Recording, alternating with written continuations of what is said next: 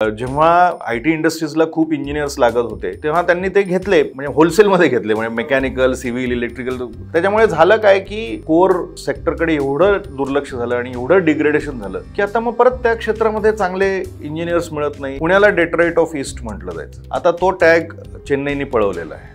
इन्व्हेस्टमेंट्सच्या माहिती सांगितली जाते पण ती फिजिकली झालेली दिसत नाही. तो $5 बिलियन प्लांट येणार असं म्हटलं होतं पण तो नाही आला तळेगावमध्ये. Engineering stand point of view Maharashtra एवढं नॉलेज कुठे नाही आहे जास्त. बिझनेस चालू झाल्यानंतर जेव्हा आपण त्याचा एक व्हाईट पेपर बनवतो तिथे आपल्या कामाचे मूळ सिद्धांत काय आहेत आणि आपल्या व्यवसायाचा मूळ उद्देश काय आहे हे डिराईव्ह करणं फार गरजेचं आहे. आणि ते एकदा झालं की ते तुम्हालाच मोटिवेट नाही करत तर तुमच्याबरोबर काम करणाऱ्या टीम मेंबर्सलाही मोटिवेट करतं.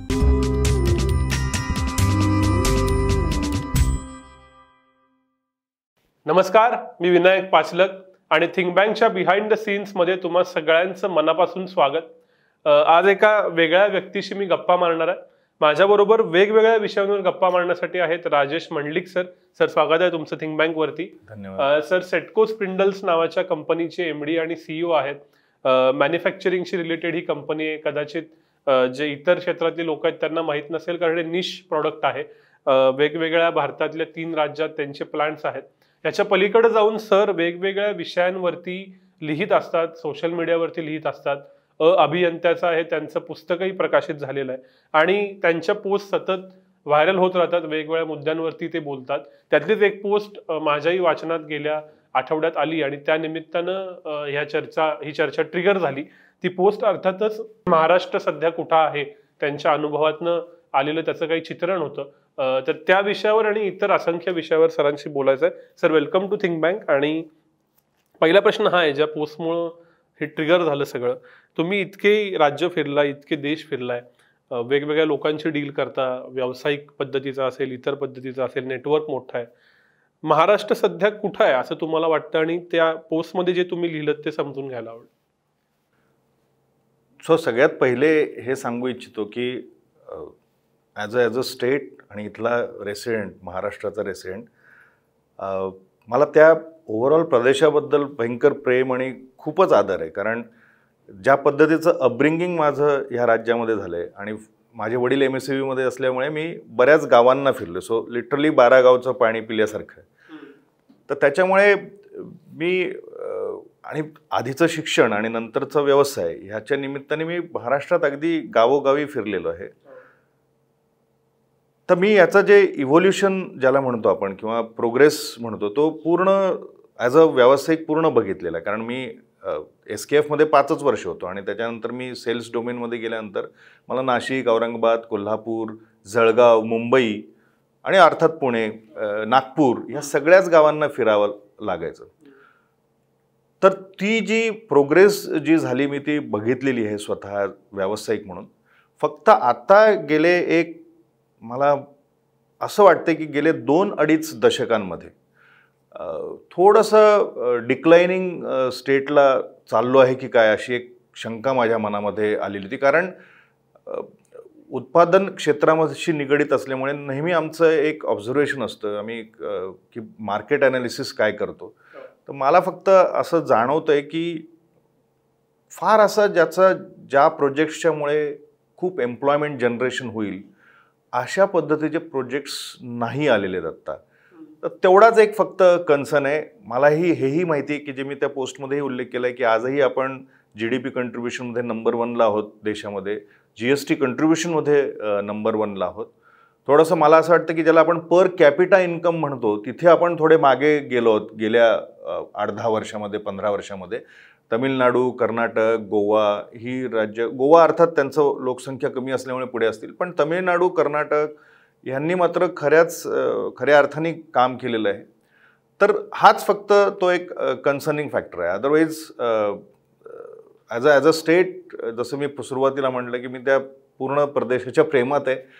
फक्त हा कन्सर्न फॅक्टर जर व्यवस्थित त्याची जर रिव्हर्स ट्रेंड जर झाला तर मजा येईल असं एक मला वाटतं. सर, मी अजून थोडंसं थेट जातो. माझ्या मनातला प्रश्न असा आहे की गेल्या 10-15 वर्षामध्ये IT साठी हैदराबाद आलं, ते पुण्याच्या पुढे निघून गेलं हे सगळ्यांना मान्य आहे. किंवा डाटा तसं सांगतो, याच्यात काही आपल्याला मान्य आहे का नाही ते माहीत नाही. मॅन्युफॅक्चरिंगचे प्लांट्स चेन्नईमध्ये आले, मग काही प्रमाणात पंजाबमध्ये आले, काही प्रमाणात हरियाणात आले. आत्ता उत्तर प्रदेश असं म्हणतं की एंटरटेनमेंट इंडस्ट्री आम्ही उभी करू. एज्युकेशन मधल्या ज्या नव्यानं येणाऱ्या युनिव्हर्सिटीज आहेत, विशेषतः लिबरल आर्ट्स मधल्या युनिव्हर्सिटीजचा जो ट्रेंड गेल्या 10-15 वर्षात आला, त्या दिल्ली, हरियाणाची बॉर्डर, पंजाबची बॉर्डर, पुन्हा साऊथ इंडियामध्ये, कर्नाटकात, विशेषतः बेंगलोर, अशा सगळ्या ठिकाणी आल्या. सो जे पुढारले पण महाराष्ट्राचं होतं की जिथं जिथं जे जे नवीन ते पहिल्यांदा महाराष्ट्रातनं सुरू होईल, हे कमी झालंय का? तुमचा एक अभ्यासक म्हणून समाजाचा, तुम्ही फिरत असता सगळीकडं, मी जे हे म्हणलं या सगळ्याबद्दलचं काय मत आहे? म्हणजे मी उत्पादन, मला आय टीतलं जास्त कळत नाही, मी मॅन्युफॅक्चरिंग सेक्टरचं आहे. आता म्हणजे हे सर्वश्रुत आहे, सगळीकडे हे लिहिलेलं पण आहे की पुण्याला डेट्रॉइट ऑफ ईस्ट म्हटलं जायचं. आता तो टॅग चेन्नईने पळवलेला आहे. आणि औरंगाबाद घे, परभणी, नागपूर घे, कोल्हापूर घे, नाशिक घे, हे सगळे इंडस्ट्रियली यांची डेव्हलपमेंट चालू झाली होती. औरंगाबाद एकेकाळी fastest growing city of Asia असं टॅग होता औरंगाबादचा. शेंद्रा MIDC तिथे झालेली आहे, नो डाऊट अबाउट इट. पण एक पर्किन्स आणि 1-2 मोठ्या कंपन्यानंतर अजूनही तिथे अशी खूप मोठी इन्व्हेस्टमेंट नाही आली. जी काय आली आहे ती चिकलठाण्यातले प्लांट्स म्हणा, किंवा त्यांनी फक्त एक एक्सटेन्शन प्लांट्स तिथे चालू केलेले आहेत. इवन चाकण MIDC जी झाली, म्हणजे एकदा मर्सिडीज आणि फोक्सवॅगन आल्यानंतर तिथे हा एक, मला असं वाटतं 10-12 वर्षापूर्वी सॅनी आलं तिथे, त्याच्यानंतर हुंडाईचा प्लांट आला, त्याच्यानंतर काही आपल्याला असं दिसत नाही. महिंद्राचा खूप मोठा प्लांट आला, पण तो फक्त मुंबईचं एक्सटेन्शन इकडे झालेलं आहे, म्हणजे मुंबईचा प्लांट त्यांनी कमी केला. तर ही जे मी मगाशी जे सांगितलं ते की थोडासा तिथे डिक्लायनिंग ट्रेंड आपल्याला दिसतोय. इन्व्हेस्टमेंट्सच्या म्हणजे माहिती सांगितली जाते, पण ती फिजिकली झालेली दिसत नाही. म्हणजे जसं मी फॉक्सकॉनच्या बद्दल म्हटलं होतं की तो $5 बिलियन प्लांट येणार असं म्हटलं होतं, पण तो नाही आला तळेगावमध्ये, आणि तो गेला होसूरमध्ये. आणि नुसती फॉक्सकॉनच नाही आली तिथे. तुम्ही जर कधी गेलात होसूर साईडला तर तिथे सालकॉम्प आली आहे, रायझिंग स्टार आली आहे, डिक्सन टेक्नॉलॉजीज आली आहे, विस्ट्रॉन आलेली आहे, आणि ह्यूज इन्व्हेस्टमेंट झाली, आणि त्याच्यामुळे प्रचंड एम्प्लॉयमेंट जनरेशन झालेली आहे. ओलाने तिथं प्लांट टाकलेला आहे, 10,000 लेडीज तिथे काम करतायत आता.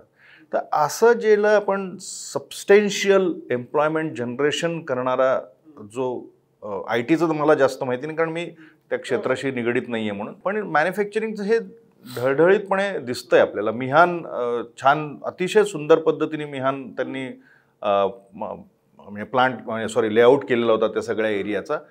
पण HCL, इन्फोसिस आहेत तिथे, आणि टाटाचा एक मोठा प्लांट आहे, पण त्याच्या पलीकडे काही झालेलं नाही आहे मिहानमध्ये अजूनही. आणि मिहानचा मला असं वाटतं प्रोजेक्ट 15-1 वर्ष जुना असेल कदाचित, अजून काही तिथे झालेलं नाही. सर म्हणजे ह्या राज्याच्या प्रेमापोटी इथल्या लोकांना, कारण इथले लोक खूप हुशार आहेत, हे मी म्हणत नाही आहे, हे बाकीच्या स्टेटमधले लोक म्हणतात. इथलं असणारं इंजिनिअरिंग नॉलेज, अकॅडमिक्स अवेलेबिलिटी ही बाकीच्या राज्यांना, आत्ता हे नवीन जो ट्रेंड झाला की जिथे आपल्याकडे अकॅडमिक इन्स्टिट्यूट नाही आले, तसं तू मला इंडिकेट करून दिलं, ते मला माहितीही नव्हतं इनफॅक्ट. पण मी दुसऱ्या राज्यांमध्ये जेव्हा होतो, कालच माझ्याकडे हिमाचल प्रदेशचे लोक आलेले होते, ते सुद्धा सांगत होते की engineering stand point of view Maharashtra एवढं नॉलेज कुठे नाही आहे जास्त. त्या सगळ्या नॉलेजला व्यवस्थित आपल्याला जर त्याला चॅनलाइज करायचं असेल तर अशा टाईपचे प्रोजेक्ट्स येणं फार गरजेचं आहे असं मला वाटतं. घोडं कुठं अडतं? सगळेच जबाबदार आहोत आपण, ॲज अ समाज म्हणून आपणही जबाबदार आहोत. पॉलिटिकल विल हा एक प्रकार असतो. ह्या दोन्ही गोष्टींचं पूरक पद्धतीने जर काम नाही झालं तर जे होतं ते महाराष्ट्रात होतं आहे असं मला वाटतं. म्हणजे आता तुझा जास्त कल इलेक्ट्रॉनिक आणि IT ह्या सेक्टरकडे, मला त्याला क्रिटिसाइज नाही करायचं आहे, पण जेव्हा IT इंडस्ट्रीजला खूप इंजिनियर्स लागत होते तेव्हा त्यांनी ते घेतले, आणि म्हणजे होलसेलमध्ये घेतले, म्हणजे मेकॅनिकल, सिव्हिल, इलेक्ट्रिकल. त्याच्यामुळे झालं काय की इंजिनिअरिंग कॉलेजेस जे तयार झाले, आणि इट इज लिटरली मशरूमिंग झालं त्याचं. म्हणजे इतक्या लेवल 2, लेवल 3 सिटीजमध्ये सुद्धा खूप इंजिनिअरिंग कॉलेजेस आले, पण त्या सगळ्या प्रोसेसमध्ये एवढं कोर सेक्टरकडे एवढं दुर्लक्ष झालं आणि एवढं डिग्रेडेशन झालं की आता मग परत त्या क्षेत्रामध्ये चांगले इंजिनियर्स मिळत नाही. सो अशी एक विचित्र आपण एका चक्रामध्ये अडकलोय असं मला वाटतं, की एका बाजूला IT सेक्टरमुळे एक मोठा प्रवर्ग ना लोअर मिडल क्लासमधनं मिडल क्लास अँड मिडल क्लासमधनं upper middle class higher middle क्लासमध्ये गेलेला आहे. पण त्याचबरोबर जो थोडीशी शेतीच्या प्रती जे काय सगळीकडेच आहे ते अनास्था आपल्याला दिसते आणि त्याच्यामुळे शेतकऱ्यांची मुलं आजकाल इंजिनिअरिंग करतात आणि त्यांना कोअरमध्ये गेल्याशिवाय पर्याय नसतो, पण त्यांचं एज्युकेशन व्यवस्थित होत नाही. असं काहीतरी एक विचित्र सर्कलमध्ये अडकलं. आणि त्याच्यातही ह्याच्या पुढेही जाऊन मी सांगतो, याचा सगळ्यात मोठा फटका आहे ना MSMEला बसतो. कारण MSMEकडे एक तर ब्रँडिंग नसतं. बरं, सगळ्यात जास्त एम्प्लॉयमेंट जनरेशन करणारा कुठला सेगमेंट असेल आज भारतामधला तो MSME आहे. ते ब्रँडिंग नसल्यामुळे चांगल्या कॉलेजेसची मुलं मिळत नाहीत. बरं, तेवढे सॅलरी ऑफरिंग्सलाही इश्यू असतो. ती सप्लाय चेनचे जे सगळे कन्स्टंट आहेत ते मीट करताना तोही एक प्रकार आहे. हा सोसायटीचा प्रॉब्लेम झाला. आणि दुसरं आपण बघतोच आहे, बरं पॉलिटिकल इन्स्टॅबिलिटी तसं बघायला गेलं तर सगळ्याच प्रदेशात आहे आणि साऊथ इंडियात तर खूप जास्त आहे. ज्याचा उल्लेख तू केला मग अशी चेन्नईचा, तर तिथे तर चीफ मिनिस्टरचं नाव आपल्याला कोणाला माहिती पण नाही आज, तमिळनाडूचे चीफ मिनिस्टर कोण आहेत ते. पण तिथली प्रोग्रेस थांबलेली नाही आहे. इंडस्ट्रियल प्रोग्रेस ज्याला म्हणतो, एम्प्लॉयमेंट जनरेशनची ज्याला आपण प्रोग्रेस म्हणतो, ती थांबलेली नाही. मला असं वाटतं की इथे ठीक आहे, इन्स्टॅबिलिटी सगळीकडेच आहे, आपल्याकडे ॲक्सेप्ट करायला पाहिजे, पण त्यांनी प्रोग्रेस थांबली हा थोडासा कन्सर्निंग फॅक्टर वाटतो मला त्याच्यामध्ये. मला या इंजिनिअरिंग म्हणजे डिमांड सप्लायवर वरती यायचं आहे, पण त्याच्या आधीचा मुद्दा, आपलं राज्य कुठेतरी सॅच्युरेट झालंय असं वाटतं का, की हे इंडस्ट्री येणार होत्या, ही ग्रोथ होणार होती, झाला आता, आणि मग इतर जे खूप पाठीमागं होते ते पुढे यायला बघतात? मला नाही वाटत असं, कारण स्कोप एवढा प्रचंड आहे आणि इन्सिडेंटली जिओपॉलिटिकल सिच्युएशन सध्या अशा झाल्या आहेत की, आणि ह्या ग्लोबलायझेशनमुळे झालं काय की माझ्यासारखी छोटी कंपनी की जिने कधी विचार पण नव्हता केला की रशिया युक्रेनचा वॉर झाला तर आपल्यावरती काही परिणाम होईल, असा कधी विचार पण नव्हता केला की चायना आणि तैवान मध्ये जर काही स्ट्रेंड रिलेशन झाले तर आपल्यासारख्या कंपनीला काही त्याच्यावर परिणाम होईल. आता परिस्थिती अशी आली आहे ह्या ग्लोबलायझेशनच्या या प्रकारामुळे की आमच्यासारख्या छोट्या कंपनीला सुद्धा त्याचा निगेटिव्ह किंवा पॉझिटिव्ह इफेक्ट होतो. कोइन्सिडेंटली किंवा फॉर्च्युनेटली आत्ताची जी काही सिच्युएशन आहे त्यांनी सगळा पॉझिटिव्ह इफेक्टच आहे आपल्याकडे. बरोबर, म्हणजे पूर्वी चायना +1 पॉलिसी जगाने आणलेली होती. आता पॉलिसी अशी झाली की एनिथिंग अदर दॅन चायना अशी पॉलिसी झालेली आहे. तर त्याच्यामुळे अपॉर्च्युनिटीज प्रचंड आहे. त्याच्यामुळे ही कॉम्प्लेसन्सी येऊन काही फायदाच नाही आपल्याला की आता आपण सॅच्युरेटेड आहोत का किंवा मॅच्युअर्ड इकॉनॉमी झालेली आहे का, तर मला नाही वाटत अशी काही झालेली आहे म्हणून आपली.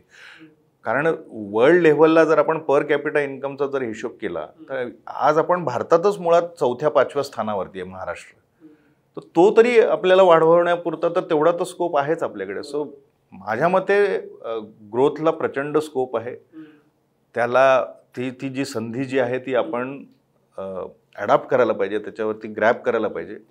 आणि हा जो व्ह्यू पॉईंट आहे की आपण सॅच्युरेटेड इकॉनॉमी झालो किंवा मॅच्युअर्ड इकॉनॉमी झाली, तर मला नाही वाटत तसं झालं. कारण आजही किती आपली जी शेतकरी लोक जे आहेत आपले सगळे आणि त्यांची मुलं की जी आज इंजिनिअरिंग होऊन यायचा प्रयत्न करतायत, सेटल व्हायचा प्रयत्न करतात, किती प्रचंड मोठी संख्या आहे. खूप काम करायचं आहे आपल्याला. म्हणजे कुठेही मला असं नाही वाटत की आपण सॅच्युरेटेड झालेलो. सर, एक प्रश्न कायम डोक्यात येतो, तो असा की स्किल्ड लेबरसाठी IT आहे, इतर असंख्य उद्योग आहेत, पण असं म्हणतात की जे अनस्किल्ड किंवा सेमी स्किल्ड लोक आहेत त्यांना मात्र मॅन्युफॅक्चरिंग शिवाय पर्याय नाही. If they want to grow, त्यांना नोकरी म्हणजे काय अगदी मशीन ऑपरेटर पासून सगळे मिळू शकते.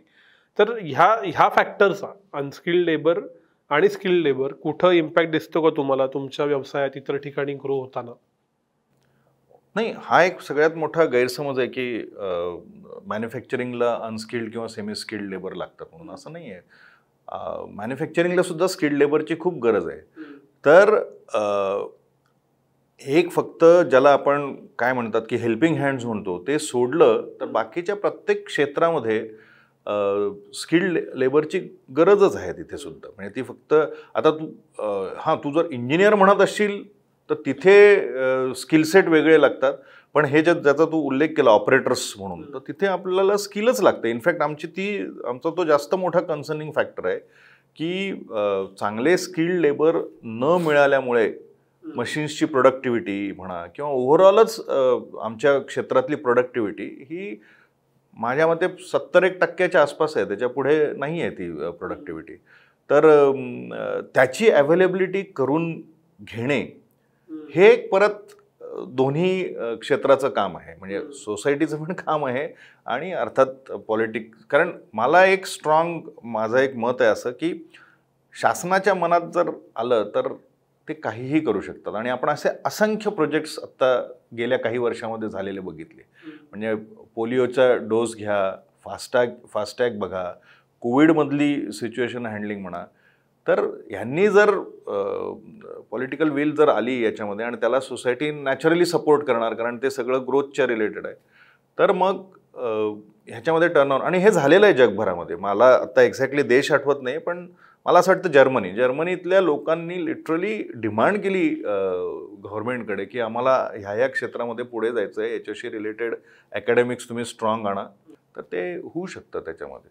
तर दुसरा एक प्रॉब्लेम असा जाणवतो अनुभवातनं की खूप ठिकाणी विलफुल अनएम्प्लॉयमेंट आहे. म्हणजे विशेषतः मॅन्युफॅक्चरिंग सेक्टरमध्ये एका जॉब फेअरला मी असोसिएट होतो वेगळ्या कारणानं. तर तिथं काही मॅन्युफॅक्चरिंग कंपन्या आलेल्या मोठ्या छोट्या, त्यांनी जॉब ऑफर केले पण people just don't turn up. आणि काही ठिकाणी तर असं आहे, विशेषतः तुम्ही जी Tier 2 Tier 3 शहरं म्हणलीत, की कोणाची तरी काहीतरी थोडीशी शेती आहे आणि शेतीशिवाय तो अजून काहीतरी नोकरी करतोय, त्यामुळं गाव सोडायचं नाही आहे किंवा कम्फर्ट झोन सोडायचा नाही आहे, असा अनुभव एक आला. हा अनुभव तुम्हालाही येतो का? आणि असं जर का असेल तर मग ही जी एम्प्लॉयमेंट जनरेशन आहे विशेषतः MSME मधून आणि मॅन्युफॅक्चरिंग मधून होणारी, त्याचं कसं होणार? मला स्वतःला नाही आला हा अनुभव. म्हणजे विलफुल अनएम्प्लॉयमेंट. एकतर बघ, साधी गोष्ट आहे, 140 कोटीचा देश आहे आपण म्हणतो, त्याच्यात महाराष्ट्राची लोकसंख्या मला असं वाटतं 20-1 कोटीच्या आसपास असेल. मला नाही वाटत की आपल्याकडे मॅनपॉवर अवेलेबिलिटीचा इश्यू असायला पाहिजे. हां, स्किल्ड मॅनपॉवरचा इश्यू असू शकतो. आम्ही एक छोटीशी ना आमच्याच कंपनीच्या नावाने एक सेटको ट्रेनिंग स्कूल काढली आणि तिथे आम्ही लोकांना आवाहन केलं, Tier 2 Tier 3 सिटीज जिथे तू म्हटलास ते, तिथे जाऊन मुलांना बोलवलं आम्ही. 18-19 वर्ष 20 वर्षाची मुलं, आणि त्यांना आम्ही आमच्या क्षेत्रातल्या गोष्टींमध्ये ट्रेनिंग दिलं. आणि ज्यांना समजा आमची ग्रोथ झाली आणि त्याच्यातले जे ब्राईट स्टुडंट्स आहेत ते आम्ही आमच्याकडे ठेवून घेतले, आणि जे नव्हते आणि थोडेसे एक्सेस होते ते फॉर्च्युनेटली नेटवर्किंग झालं आहे गेल्या काही वर्षामध्ये इंडस्ट्रीबरोबर, त्यांना तिकडे म्हणजे रेकमेंड केलं. तर त्यांनी तिथे जॉईन केलं आहे की नाही केलं मला माहिती नाही, पण अशी एक इकोसिस्टम आम्ही आमच्यासाठी डेव्हलप करण्याचा प्रयत्न केला. माझे प्रॉब्लेम संपले आहेत का? तर नाही, प्रॉब्लेम्स आहेतच, पण त्याच्यासाठी मला नाही वाटत की आपण क्रिबिंग करून काही सॉल्व्ह होणार आहे. आपल्यालाच आपल्याला मदत करायला लागतं. ते असं म्हणतात ना, God help those who help themselves, असं अशा टाईपचं. तर तसं ते आहे त्याच्यामधलं. याच्यातलं सोल्युशन, आता हे मी एक सोल्युशन सांगितलं. उद्या एखादी असोसिएशन आहे, आता कोल्हापूरचं आहे, कोल्हापूरमध्ये छान एक असोसिएशन आहे गोकुळ शिरगावला. तिथे त्यांनी एक common facility centre, training centre ते चालू करतायत. तिथे लोकांना ते ट्रेनिंग देणार आहेत मुलांना. त्याच्यामुळे तुम्ही तुमची विशलिस्ट चांगल्या पद्धतीने रिप्रेझेंट केली आणि ती जर पुटअप केली तर तो इश्यू ॲड्रेस होऊ शकतो. इश्यू आहे, पण त्याची रिस्पॉन्सिबिलिटी पूर्ण सीकरवरती नाही आहे. ज्यांना पाहिजेत ती लोक, त्यांच्यावरती पण त्याची रिस्पॉन्सिबिलिटी. म्हणजे आम्हाला सुद्धा त्याचा एक काहीतरी ओनर्स घ्यायलाच पाहिजे ना आमच्या खांद्यावरती. लोक येत नाही असं म्हणून कसं चालेल त्याच्यामध्ये. सो माझ्या मते जेवढी तुम्ही जर तेवढा प्रोएक्टिव्हली त्या इश्यूकडे बघाल आणि त्याच्यावरती वेगवेगळे सोल्युशन काढू शकाल, जसे मी 2 आत्ता इथे छोटीशी पटकन हे सांगितली, असं अजून ते मोठ्या स्केलवरती होऊ शकतं. त्याच्यामध्ये एक असं होतं, तुम्ही ज्याचा उल्लेख केलात की IT ला ग्लॅमर आहे किंवा मोठ्या प्रोजेक्टना ग्लॅमर आहे. म्हणजे फॉक्सकॉन आलं की ग्लॅमरच असतं, ओला आलं की ग्लॅमरच असतं. पण ॲक्च्युअल जसं तुम्ही म्हणालात की ग्रोथ इंजिन MSME आहे, तर तुम्हाला नक्की काय काय प्रॉब्लेम आता दिसतात ओव्हरऑल कंपनी चालवताना, की हे विषय आहेत की ज्यांना आम्हाला रोज टॅकल करावं लागतं? रोज टॅकल करण्याचे तसे फारसे काही इश्यू नाहीत, पण मी जर अगदी बेसिक फंडामेंटल्सवरती जर बोललो, लाईक आता तुला मी आत्ता सांगितलं की माझी कंपनी त्या नांदेड फाट्याला आहे. मला स्वतःला प्रश्न आहे ना की मी किती वर्ष तिथे बिझनेस करू शकेल तो, कारण आजूबाजूला रेसिडेन्शियल एरिया इतक्या फास्ट वेगाने वाढतोय, उद्या माहिती नाही तिथं शक्य होईल की नाही, कंटेनर येऊ शकेल की नाही ते. तर हे जे छोटे छोटे इंडस्ट्रियल इस्टेट्स व्हायला पाहिजेत आणि 500 मीटर किंवा 1 किलोमीटरच्या रेडियसमध्ये रेसिडेन्शियल एरिया न व्हावा की ज्या योगे ते व्यावसायिक पद्धतीने करू शकतील, त्याला लागणारं इन्फ्रास्ट्रक्चर ते तिथं उभं होऊ शकेल. आणि हा एक इश्यू झाला. मग तिथे लागणारं पाणी, आणि दुसरा सगळ्यात मोठा इश्यू पॉवरचा, ज्याला आपण एखादं CNC शॉप, आता मी मॅन्युफॅक्चरिंग सेगमेंट आहे, तर एखादं CNC शॉप चांगल्या पद्धतीने चालू करण्यासाठी क्वालिटी ऑफ पॉवर ही आम्हाला चांगली लागते, त्याच्यामध्ये जास्त व्होल्टेजमध्ये व्हेरिएशन लागत नाही, फ्रिक्वेन्सी व्यवस्थित लागते, तरच आमच्या मशीन्स चांगलं रिझल्ट देतात, नाही तर काहीतरी ॲक्सिडेंट होतो. तर ह्या ज्या बेसिक फंडामेंटल गोष्टी आहेत ना, की एक प्रॉपर टाईपचं इन्फ्रास्ट्रक्चर बिझनेस करण्यासाठी, जसं कर्नाटकमध्ये आता एक कॉरिडॉर्स चालू आहेत, इंडस्ट्रियल कॉरिडॉर्स, एक जॅपनीज इंडस्ट्रियल कॉरिडॉर चालू आहे, एक आमचा मशीन टूल इंडस्ट्रीचा एक कॉरिडॉर चालू आहे. 500 आणि 700 एकरच्या अनुक्रमे तिथे डेव्हलपमेंट होतं. अगदी 500-700 एकर नाही, पण 100 एकरच्या याच्यामध्ये एक डेसिग्नेटेड एकदा तो इंडस्ट्रियल एरिया म्हणून जर हे केला, तर त्याच्या आजूबाजूला दुसरं काही येऊ नये इतकी माफक अपेक्षा आहे. आणि त्याच्यानंतर मग नॅचरली पाणी आणि पॉवर या 2 गोष्टी, आणि तिसरी जी आपण आत्ता आधी बोललो ती लेबर अवेलेबिलिटी, ते आपण सगळे मिळून तो प्रॉब्लेम सॉल्व्ह करू शकतो. पण हा जो आधीचे जे 3 मुद्दे सांगितले, त्याला तर नॅचरली आम्हाला शासनाकडेच बघावं लागणार, तर त्याच्यामध्ये तिथे आम्ही काही फारसं असं नाही करू शकत ॲक्च्युली. म्हणजे अगदी थोडक्यात की समजा आता सातारा रोडला आपण बघतो भरपूर इंडस्ट्रीज झालेल्या, आणि पण तिथेच झालं की एक मोठी रेसिडेन्शियल स्कीम पण झालेली आहे थोडंसं पुढे गेलं की. पण मग तिथे कसं होणार? तिथे म्हणजे तुम्ही इंडस्ट्रीसाठी एक स्पेसिफिक लँड अलोकेट करून त्याचं, जसं MIDC झालेलं आहे, किंवा उलटं करू शकतो की बुवा नका, इथे तुम्ही बिझनेस नका सेटअप करू, जिथे तुम्हाला अलाउड आहे तिथेच सेटअप करा, असं तरी सांगा, असं अशा टाईपचं. म्हणजे तर थोडीशी पॉलिसीमध्ये क्लॅरिटी येणं गरजेचं आहे असं मला वाटतं MSMEच्यासाठी. छोटे छोटे इंडस्ट्रियल इस्टेट्स जर डेव्हलप केलं, डेसिग्नेटेड इंडस्ट्रियल इस्टेट, MIDC कधी पॉवर, तिथे कोणाकडे जनसेट्स नाही आहेत. आपल्या ह्या एरियामध्ये विदाऊट जनसेट मॅन्युफॅक्चरिंग इंडस्ट्री चालूच नाही शकत. हे तर इथलं झालं, पण तुम्ही खूप फिरता, तर आमच्या प्रेक्षकांना हे समजून घ्यायला आवडेल की वेगवेगळ्या राज्यांमध्ये, वेगवेगळ्या देशांमध्ये अशी काय मॉडेल्स आहेत, मग ती व्यवसायाची असतील, मग ती सिव्हिल सोसायटीची असतील, की ज्यांना तुम्ही इम्प्रेस झालात, आणि हे कदाचित अशा स्वरूपाचं काही महाराष्ट्रात झालं तर चांगलं वाटेल असं वाटतं तुम्हाला? खूप आहेत. म्हणजे अगदी खरं सांगतो, बाहेरच्या देशात पण जाण्याची गरज नाही. तिथली तर ॲफ्ल्युएंट इकॉनॉमी आहे, मॅच्युअर्ड इकॉनॉमी आहे ना. तिथला ग्रोथसुद्धा 2-3% सुद्धा ग्रोथ झाली तरी ते देश खुश असतात, कारण तेवढं त्यांना सफिशियंट होऊन जातं. म्हणजे विचार कर ना की अमेरिकेची आत्ता 25 ट्रिलियनची इकॉनॉमी आहे, ती 2% जरी वाढली तरी किती ग्रोथ होणार आहे? आपली 8-10% वाढलं तरी तेवढी ग्रोथ होणार नाही.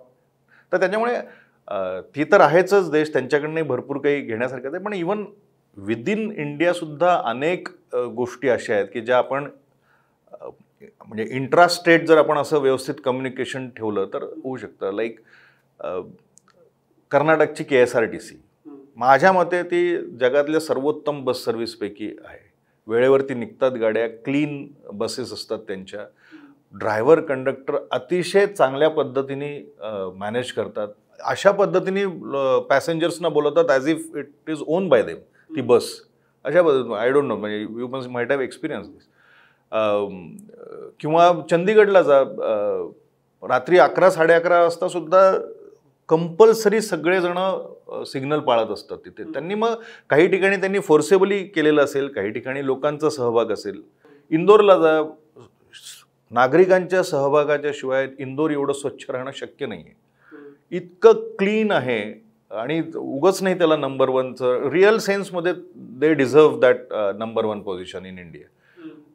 क्लिनलीनेसच्या बाबतीत आपण इंदोरचं उदाहरण घेऊ शकतो. जमशेदपूर आहे, मला माहिती की टाटाजनी ते वसवलेलं आहे, पण ज्या पद्धतीने तिथे त्यांनी सगळं प्लॅनिंग केलेलं आहे त्याचं अतिशय सुंदर प्लॅनिंग आहे. भुवनेश्वर आहे चांगल्या पद्धतीने.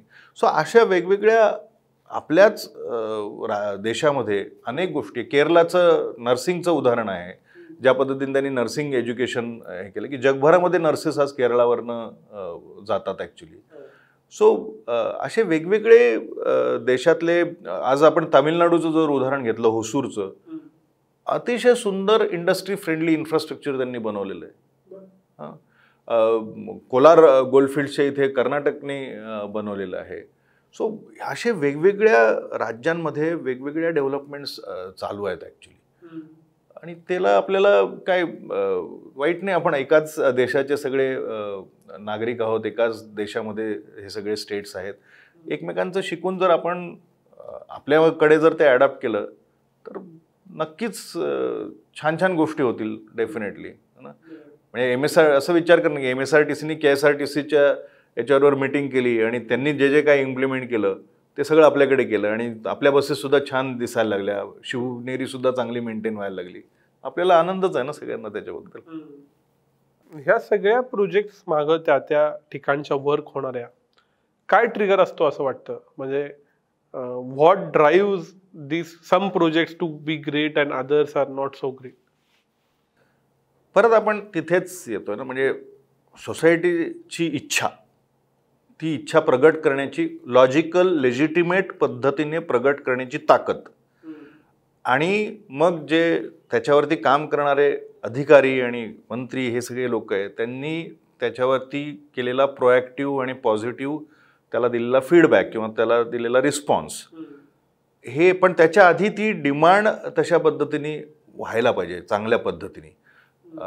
मग काय त्याला आपलं अगदी लोकल नगरसेवकापासून ते आमदार खासदार सगळीच मंडळी आहेत, त्यांच्याकडे जाऊन जर हे पुटअप केलं काही नागरिक कमिटीने वगैरे, आणि त्यांनी मग पुढे गव्हर्नमेंटकडे व्यवस्थित पद्धतीने पुटअप केलं, गव्हर्नमेंटने त्याला व्यवस्थित पद्धतीने ॲक्सेप्ट केलं आणि त्याच्यावरती काम केलं, तर होऊ शकायला पाहिजे असं माझं.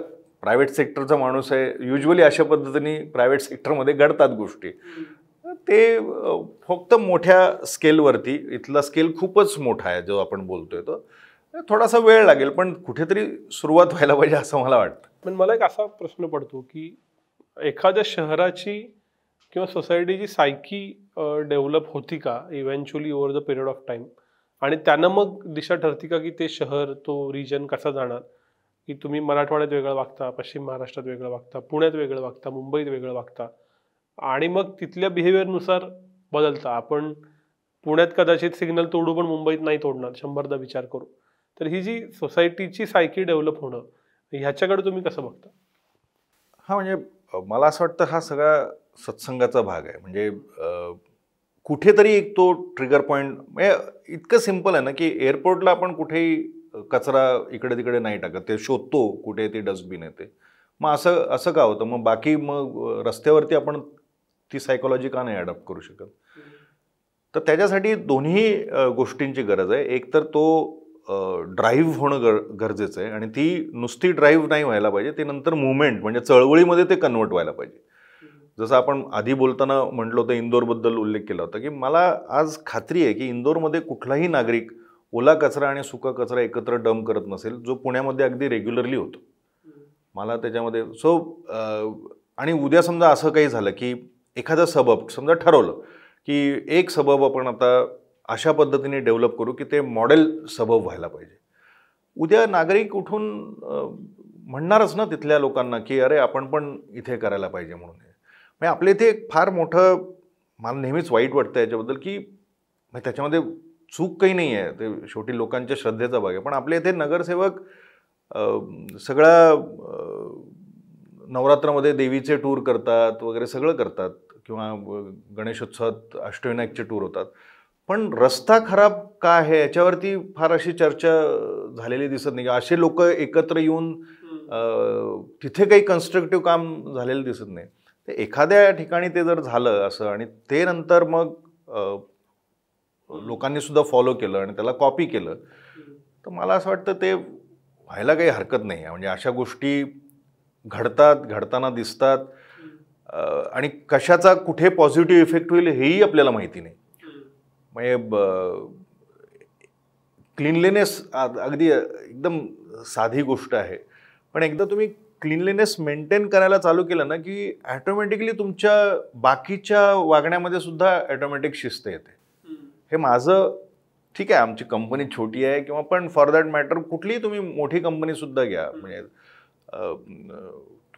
कोल्हापूरचा असो, कोयलला जाऊन बघ, तिथल्या कागलमधल्या कोयलला, किंवा वाडीला जाऊन बघ किर्लोस्करांच्या, किंवा खाली TVS ग्रुपमध्ये जाऊन बघ. आतमध्ये गेल्याच आपल्याला त्या वाईब्स जाणवतात. आपल्यालाच इच्छा होती की अरे आपण इथे कुठेही काही आता घाण नाही टाकायला पाहिजे बरं.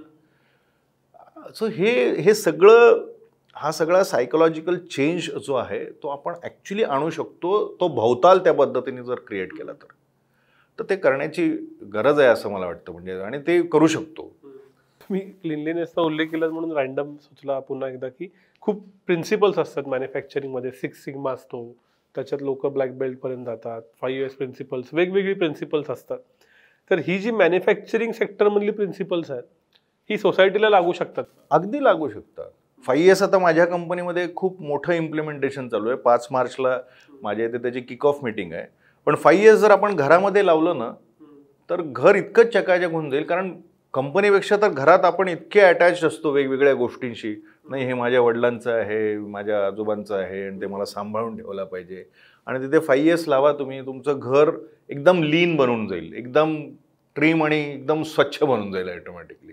हे डेफिनेटली लावू शकतो. आणि मला इनफॅक्ट, मी तर आमच्या कंपनीमध्ये आणि मी हे बाकीच्या ठिकाणीही ऐकलेलं आहे की तुम्ही कंपनीमध्ये एकदा 5S इम्प्लिमेंटेशन करायला चालू केलं की आमची जी सगळी मंडळी आहेत, म्हणजे असोसिएट्स आहेत सगळे, त्यांच्या पर्सनल लाईफमध्ये सुद्धा चेंजेस होणार याची मला गॅरंटी आहे. तुम्ही बजाज ऑटोचा कुठलाही माणूस बघा, नेहमी परफेक्ट शर्ट इन करून, आणि त्यांचा व्हाईट शर्ट आहे. त्यांनी आम्हाला हे लावलं, माझ्या कंपनीचा पण व्हाईट युनिफॉर्म आहे. बजाज ऑटोला आम्ही फॉलो करतो, कारण त्यांच्या सगळ्या इंजिनिअरिंग कंपनी असून सुद्धा पांढरे शर्ट घालतात ते. टाटा मोटर्स पांढरे शर्ट घालतात आणि स्वच्छ राहतात. सो हे ॲटोमॅटिकली पर्सनल लाईफमध्ये येतं. याच्यामध्ये काही फार असं तुम्हाला वेगळे एफर्ट्स टाकावे नाही लागत, कारण ती इकोसिस्टम ज्याला म्हणतो आपण, ती सगळी डेव्हलप झालेली असते तिथे. आणि तो ॲटोमॅटिक सायकोलॉजिकल चेंज येतो. एखादी गोष्ट म्हणजे तू सुद्धा अनेक ठिकाणी हे एक्सपिरियन्स केलं असेल की तिथे गेलो आपण त्या प्रिमायसेसमध्ये की तुम्हाला ते वाईब्स जाणवतात. सो आणि हे जसं एखाद्या छोट्या कंपनीसाठी ॲप्लिकेबल आहे, मोठ्या कंपनीसाठी ॲप्लिकेबल आहे, मला असं वाटतं ते सबबलाही ॲप्लिकेबल होऊ शकतं, नॅचरली शहरालाही होऊ शकतं, आणि मग राज्यालाही होऊ शकतं, आणि इव्हेंच्युअली देशालाही होऊ शकतं. मला त्याच्यामध्ये काही डाऊट नाही. हे सगळे पर्सनॅलिटीचे चेंज असतात, विशेषतः हॅबिट्स बदलाव्या लागतात तुमच्या. तर मला असं विचारायचं आहे की हॅबिट्स बदलणं किती अवघड असतं. आणि ह्याला जोडून आपण या मुलाखतीच्या आधी जे बोलत होतो की तुम्ही हॉर्नलेस जगता, हॉर्न वाजवत नाही, जवळपास 2 तपं झाली आता तुम्हाला. तर त्याचा अनुभव कसा होता? आणि ह्यावरनं ब्रॉडर प्रश्न असा की हॅबिट्स कसे बदलता येतात? एक तर खूप मोठं इंटरनल एक्सटर्नल नाही, यूट्यूबर किंवा बाकीचं किंवा मी सांगतोय म्हणून नाही, त्याला सगळ्यात आधी इंटरनल मोटिवेशन लागतं, कोणाचं ऐकून नाही त्याच्यामध्ये. आणि ती करण्याची कन्सिस्टन्सी जर आपण आपल्या वागण्यामध्ये ठेवली आणि स्वतःला कुठेतरी त्या गोष्टींसाठी रिस्पॉन्सिबल पकडलं किंवा आन्सरेबल पकडलं तर ह्या गोष्टी घडू शकतात. आणि हॅबिट बदलणं अगदी सोपं आहे. म्हणजे 30 दिवसामध्ये समजा तुम्ही ठरवलं की मी 30 दिवस हे करणार आहे, त्याच्यातले जर 25 दिवस तुम्ही ते जर केलं तर ती सवय पुढे कंटिन्यू होण्याची शक्यता असते. पुढच्या 90 दिवसापैकी तुम्ही जर 75 दिवस केलं तर तुम्ही लिहून घ्या माझ्याकडनं की तुम्ही लाईफलॉंग ती सिस्टम ॲडॉप्ट करून टाकाल. अशा असंख्य गोष्टी, आणि त्याला वयाचंही काही बंधन नाही आहे. म्हणजे मी हॉर्न वाजवणे न वाजवणे हे 2000 साली चालू केलं, जेव्हा माझं वय 32 होतं से फॉर एक्झाम्पल. आणि वेळेवरती येणे कुठल्याही अपॉइंटमेंटसाठी हे मी वयाच्या 47व्या वर्षी शिकलो. तोपर्यंत माझी प्रत्येक अपॉइंटमेंट मिस व्हायची. आणि आता अशी परिस्थिती आहे की आजसुद्धा तू बघितलंस की मी वेळेच्या आधी येऊन थांबलेलो होतो. हा कन्सिस्टन्सी आणि ते इंटरनल मोटिवेशन जर आलं तर गोष्टी चेंज होतात. असंख्य मी अशा सवयी शकतो की which are really weird to speak about, पण त्या तुम्ही केल्यात तर ते चेंजेस होऊ शकतात. भवताल आपला जर का एवढा डिसिप्लिन नसेल तर आपण डिसिप्लिन्ड असण्याचे कधी कधी इन्सेंटिव्ह नसतात. समजा तुम्ही सगळीकडे वेळेवर पोहोचताय, पण ओव्हरऑल भारतामध्ये अशी टेंडन्सी आहे की इंडियन स्टँडर्ड टाईम वेगळा असतं, किंवा तुम्ही हॉर्न वाजवत नाही पण 99% उरलेले लोक, 99.9% लोक हॉर्न वाजवतात, किंवा असे इतर असंख्य सवयी की ज्या तुम्ही इनकल्केट केल्यात स्वतःत हॅबिट म्हणून, पण भवताला त्याची कदाचित गरज नाही. अशा वेळेला काय होतं मग? काही नाही होत. म्हणजे मला तरी काही त्याच्याबद्दल वाटत नाही. मी सिग्नलला थांबलेला असतो, लोक आजूबाजूने जात असतात, मला काहीही त्याच्याबद्दल वाटत नाही की अरे हे काय असे काय जात आहेत वगैरे. मी माझ्यापुरता चेंज व्हायचं ठरवलेलं आहे ना. मी लोकांना चेंज करण्याचं मी मक्ता घेतलेलं नाही आहे. मी मला चेंज करण्याचं म्हणजे तेही माझी रिस्पॉन्सिबिलिटी आहे. लोकांनी कसं वागावं त्याच्याबद्दल माझं काही मत नाही आहे त्याच्याबद्दल. त्यांना जसं वागावं तसं करावं त्यांनी. त्याच्यामध्ये काही मला नाही वाटतं त्याच्यामध्ये काही आता हे वाटत मोक्ष प्राप्त झालंय असं समज, पण नाही वाटत काही. म्हणजे कारण ते मी ॲक्सेप्ट करून टाकलं, कारण माझ्या त्या स्वतःच्या बेनिफिटसाठी. मी ॲक्च्युली हॉर्न वाजवणं बंद केलं माझी स्ट्रेस लेवल कमी करण्यासाठी.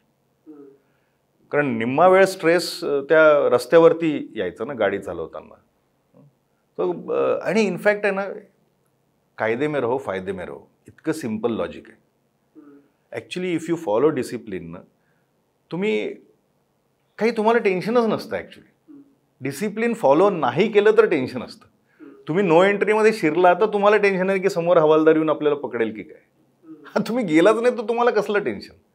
शेवटच्या प्रश्नाकडे यायच्या आधीचा पेनल्टीमेट प्रश्न असा की मी सोशल मीडियावर ॲक्टिव्ह असता, लिहिता, आणि परवा मी पोस्ट वाचली की तुम्ही सोशल मीडियावरचे कनेक्शन एम्ब्रेस करता आणि त्यांचा रिअल लाईफमध्ये कनेक्ट येतो.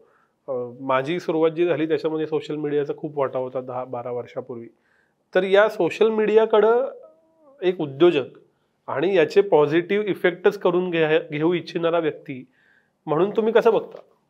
हे काइंड ऑफ न्यू फाउंड लव आहे. मला आधी काही हे माहिती नव्हतं सगळं, पण जेव्हापासून माहिती झालं तेव्हा माझ्या असं लक्षात आलं की जे माझे व्यावसायिक म्हणून जे काही माझे प्रॉब्लेम्स आहेत ते जगातले ऑलमोस्ट प्रत्येकाचे आहेत.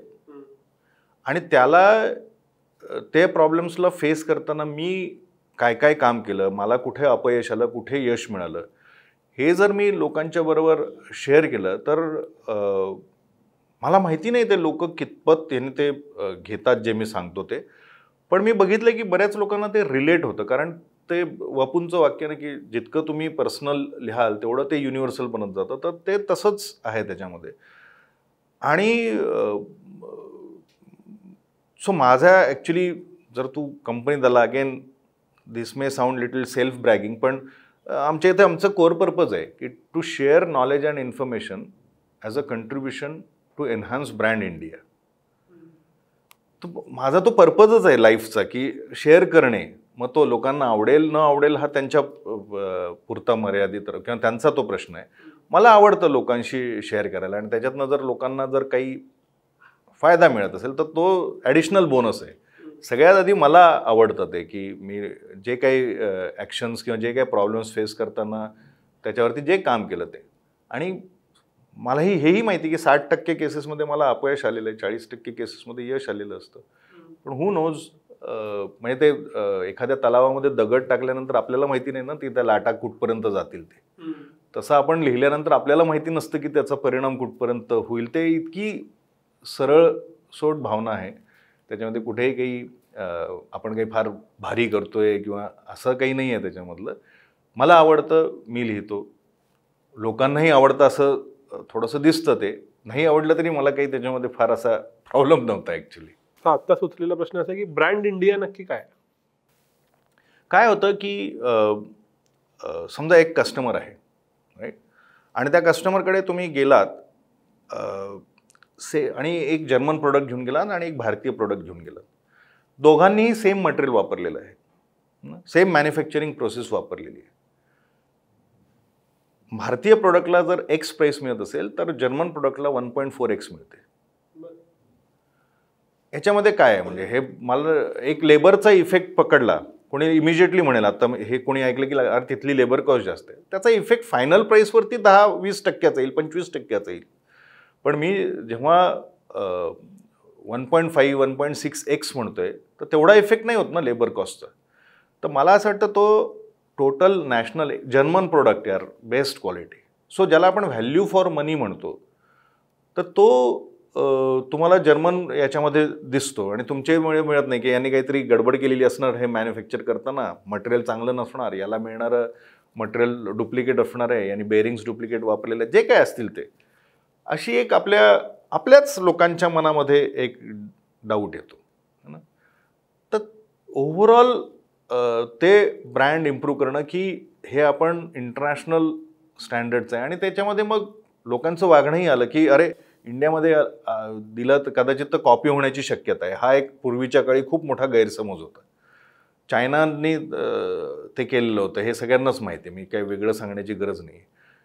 तर नाही बाबा, भारतात तसं नाही आहे ॲक्च्युली. ज्या पद्धतीने आम्ही व्यवसाय करतो, ज्या पद्धतीने आम्ही आमच्या व्हॅल्यूज जगतो, इथे काही हे असं काही होत नाही. तर हे नॅशनल ब्रँड आणि ते किती खारीपेक्षाही छोटं कॉन्ट्रीब्युशन असेल आमचं कदाचित. पण जेव्हा आम्ही बाहेरच्या देशामध्ये जातो किंवा कस्टमरकडे जातो तेव्हा माझ्या मनामध्ये असं एक फिलिंग असं वाटतं की मी देशाचा ब्रँड अँबॅसेडरच आहे म्हणून कुठेही जातो तेव्हा. तर ते एक फिलिंग आहे. असं वाटतं की आपण असं कॉन्ट्रीब्यूट करावं, आपण असं लोकांच्याबरोबर सगळ्यांनी एकत्र मिळून काम करावं की ओव्हरऑल छान इकोसिस्टम तयार होईल. अरे सेटकोचा प्रोडक्ट म्हणजे हा चांगलाच प्रोडक्ट असला पाहिजे. नॅचरली मग तो जेव्हा बाहेर जातो तेव्हा मग अरे भारतामध्ये खूप चांगले प्रोडक्ट्स बनतात यार, असं काही हे नाही आहे. आणि प्रूव्ह झालं आहे ना, ऑटोमोबाईलने प्रूव्ह करून दाखवलं आहे ना. आज किया मोटर्स घ्या, हुंडाई घ्या, टाटा मोटर्स घ्या, मारुती घ्या, एवढे वर्ल्ड क्लास प्रोडक्ट्स आपल्याकडे बनतात ना. मग ती जी सायकोलॉजी आहे ती बाकीच्या क्षेत्रामध्ये पण जावी असं एक माझं स्वतःचं विशलिस्ट आहे. शेवटचा प्रश्न तो व्यावसायिकतेबद्दल. आजकाल लोकांना स्टार्टअप काढायचा असतो पण व्यावसायिक व्हायचं नसतं. म्हणजे स्टार्टअपला क्रेज आहे कुठेही म्हणा. आपण आधी बोललो चर्चेमध्ये आपल्या की IT ला क्रेज आहे, मोठ्या ब्रँड्सना क्रेज आहे. अशा वेळेला मूळ पैसे, ग्रोथ, एम्प्लॉयमेंट MSME देत असेल तर व्यावसायिक का व्हावा आणि कसं व्हावं? थोडासा मी या बाबतीत ओल्ड स्कूल ऑफ थॉट्स आहे, म्हणजे सॉरी अबाउट इट. पण मला असं वाटतं हे जे स्टार्टअप आणि हे जे सगळा प्रकार आहे ना, हा थोडासा ओव्हर ग्लोरिफाय झाला आहे. म्हणजे 2002 मी जेव्हा ही ॲक्टिव्हिटी चालू केली होती फ्रँकली, तेव्हा it would have been treated as a startup, right.